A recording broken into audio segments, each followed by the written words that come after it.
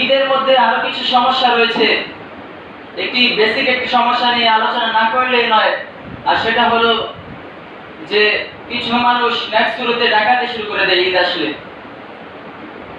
আমাদের উচিত ছিল যে ঈদকে সামনে রেখে আমরা, যেহেতু অনেক হাজার হাজার মানুষ শহর থেকে গ্রামে যায়, আমাদের উচিত ছিল তাদের সুবিধার কথা চিন্তা করে তাদের জন্য ছাড় দেয়া। কিন্তু ঈদ আসলে দেখবেন এক শ্রেণীর মানুষ, এক শ্রেণীর ড্রাইভার, তারা ম্যাক্স রুটে ডাকাতি শুরু করে দেয়।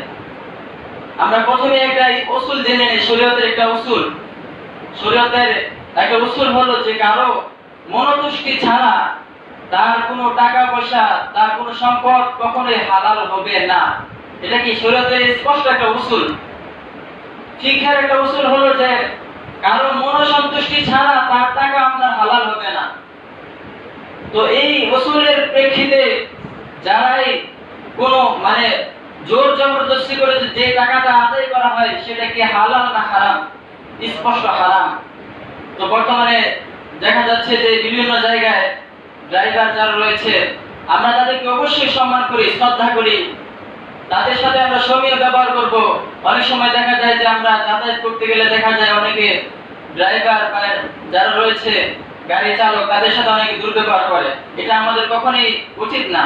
আমরা তাদের সাথে ভালো ব্যবহার করব, ভালো আচরণ করব। অনেকে রিকশাওয়ালাদের সাথে খারাপ আচরণ করে। দেখুন, সে যদি এখন রিকশা চালক না হতো, যদি সে রিকশা না চালাতো, তাহলে হয়তো আপনি বাজার থেকে বাসায় আসতে পারতেন না। আপনি হয়তো আপনি অনেক বড় চাকরিজীবী, আপনি অনেক বড় ব্যবসায়ী, আপনার কোটি কোটি টাকা আছে, নিশ্চয়ই আছে, এটা আপনার স্ট্যাটাস আছে, সমস্যা নাই। কিন্তু দেখেন, সে ছাড়া কিন্তু আপনি অচল। সে যদি রিকশা নিয়ে ঘর থেকে বের না হতো, তাহলে আপনি আপনার বাসা পর্যন্ত পৌঁছতে পারতেন না। তো এই কারণে সব শ্রেণী পেশার লোকদেরকে আমরা সম্মান করব, শ্রদ্ধার চোখে দেখব, এবং তারা কোনো ভুল পথে গেলে এটাও আমরা ধরিয়ে দিব। এটা আমাদের দায়িত্ব, এটা আমাদের কর্তব্য। তো ঈদ আসলে দেখবেন যে বিভিন্ন জায়গায় ভাড়াকে দ্বিগুণ বৃদ্ধি করে দেওয়া হয়। 20 টাকার ভাড়া 40 টাকা 50 টাকা পর্যন্ত তারা রাখে, এবং এই ক্ষেত্রে তারা এতটাই মানে উগ্র, এতটাই তারা নির্মম ভাবে একটু টাকাগুলো তারা নেয় যে গরিব দুঃখীদের ক্ষেত্রে তারা ছাড় দিতে চায় না।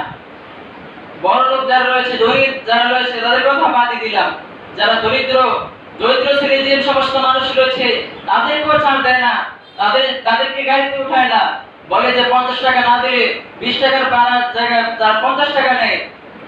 যদি ওই পরিমাণ ভাড়া না দেয় তাহলে তারা গাড়িতে উঠায় না, তার জোর করে ভাড়াটা রাখে। প্রথমত তার এটা প্রাপ্য ছিলই না। যদি ঈদ উপলক্ষে হতো ঈদের বোনাস যে বলা হয়, এটা কি মূলত? এটা মূলত কি হাদিয়া। সে খুশি হয়ে ঈদ উপলক্ষে তাকে দিচ্ছে। হাদিয়া কি কার কাছ থেকে জোর করে নেওয়া যায়? আমি বলবো যে আপনার কাছে আমি হাদিয়া নিব, আর আপনার হাত পা বেঁধে আপনার পকেট থেকে টাকা নিলাম, এটা কি হাদিয়া না ডাকাতি? স্পষ্ট ডাকাতি না?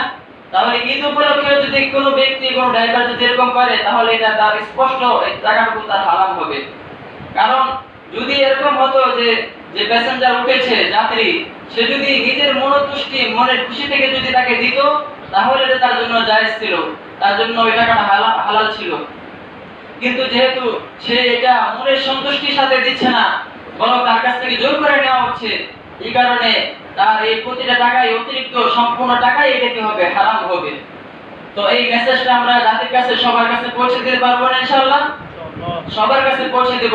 যারা ড্রাইভার রয়েছে তাদের কাছে ওই কথাটা আমরা পৌঁছে দেব, যদিও তারা যদি না মানতে চায়।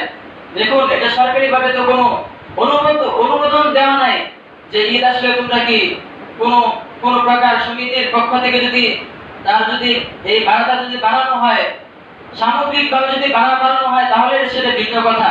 কিন্তু তারা তো ঈদ আসলে তাদের উপর থেকে কোনো ভাড়া বৃদ্ধিকরণ সম্পর্কিত সরকারি কোনো প্রস্তাবনা তো তাদের জন্য নেই।